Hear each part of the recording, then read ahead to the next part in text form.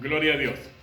Bueno, continuando con el tema de bautismo, hermano querido, quiero comentarle que dentro de las Escrituras y en el espacio de tiempo, desde el Edén hasta nuestra fecha, han habido muchas formas de bautismo. Y esa forma lo encontramos en las Escrituras. Por ejemplo, podemos mirar en la primera epístola de los Corintios, en el capítulo 10, ahí vamos a encontrar una forma de bautismo, pero me gustaría avanzar un poquito sobre este tema para que podamos comprender cómo Dios en su misericordia viene organizando todo este plan hasta llegar a nuestros días, y después va a seguir. Nosotros vamos a ser llevados por el Señor y va a seguir este plan hasta cuando finalicen todas las cosas. Pero en la epístola de Corintios, que Dios, hermano querido, bendiga su palabra en nuestras vidas, que Dios bendiga su palabra. El Señor dijo de que no solo de pan vivirá el hombre, sino también de toda palabra que provenga de Dios. Y en el capítulo 10 de la primera epístola de los Corintios, me gustaría que puedan anotar los versículos para poder escudriñar la palabra e ir entrando un poquito en las Escrituras y orar a Dios para que el Espíritu Santo de Dios traiga la revelación, el entendimiento claro, preciso. Dice la Biblia de que toda palabra es inspirada por Dios y es útil para redarguir, para corregir, para instruir al hombre, a la mujer de Dios en la justicia que Dios estableció. Entonces, el capítulo 10 de la primera epístola de los Corintios nos está hablando del pueblo de Israel. Un pueblo que, hermano querido, comienza su historia en el llamamiento de Abraham. Dios llama a Abraham y bueno, le hace promesas de un hijo, nace ese hijo, le hace promesa de muchas bendiciones. Dios le dijo a Abraham: en ti serán benditas todas las familias de la tierra. Entonces, una bendición que se fue prolongando en el tiempo hasta llegar a nuestros días. Abraham, que es el padre de Isaac, y luego Isaac es el padre de Jacob, y Jacob, que tiene un encuentro con Dios, Dios le cambia el nombre, le pone Israel, y entonces a partir de Jacob se inicia, empieza un desarrollo Dios por medio de este hombre, y establece a lo largo del tiempo la nación de Israel. Pero para que Israel pudiera ser nación, tuvieron que pasar muchas cosas. Y dentro de esas cosas que han pasado es lo que quiero comentar en esta mañana. En el capítulo 10 dice, el versículo 1 en adelante: en el nombre de Jesucristo compartimos su palabra y le damos gracias a nuestro Padre eterno. Dice: porque no quiero, hermanos, que ignores que nuestros padres todos estuvieron bajo la nube y todos pasaron el mar, y todos en Moisés fueron bautizados en la nube y en el mar, y todos comieron el mismo alimento espiritual y todos bebieron la misma bebida espiritual, porque bebían de la roca espiritual que los seguía, y la roca era Cristo.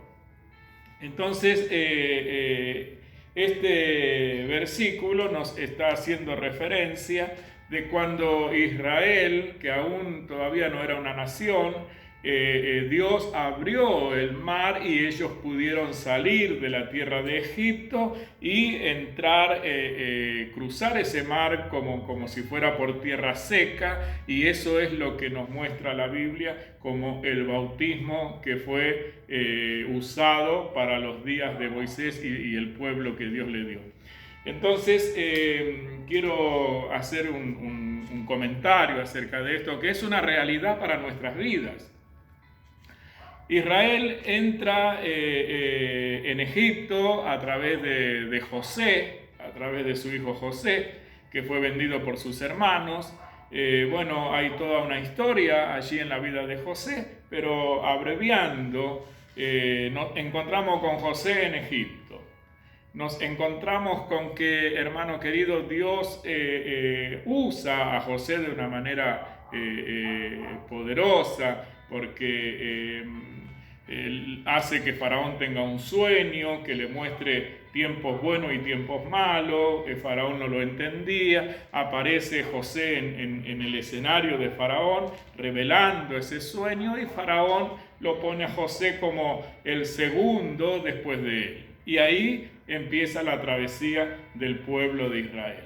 Entonces, cuando viene hambre en esos tiempos, viene la familia de Jacob, el padre de José, viene, envía a los hijos para comprar grano, y allí empieza toda la historia. La cuestión que ellos estuvieron en Egipto, esta familia, 400 años. Y a lo largo de esos 400 años fueron cambiando los gobiernos.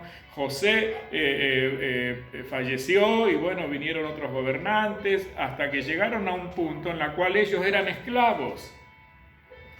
Y como esclavos llegó un tiempo en el cual eran muy maltratados, afligidos, y entonces Dios le envía un libertador, el cual es Moisés.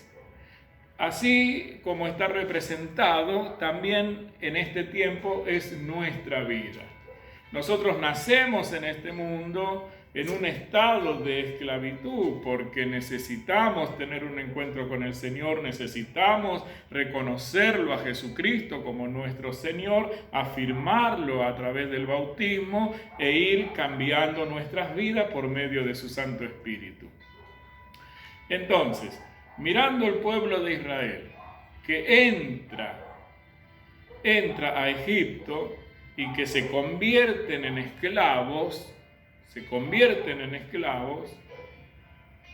y tomando nuestro tiempo como que nosotros también somos esclavos de vicios, esclavos de muchas manifestaciones, esclavos de pensamientos, y que necesitamos un libertador. Así también este pueblo llegó a un estado tan grave de esclavitud, de aflicción, de persecución, de sufrimiento, que clamaron a Dios, y Dios le envía a Moisés como libertador. Y este Moisés, más allá de los milagros que Dios hizo, los saca de Egipto, los viene trayendo hasta cuando tiene enfrente el mar y de la otra parte el ejército de Faraón que lo perseguía.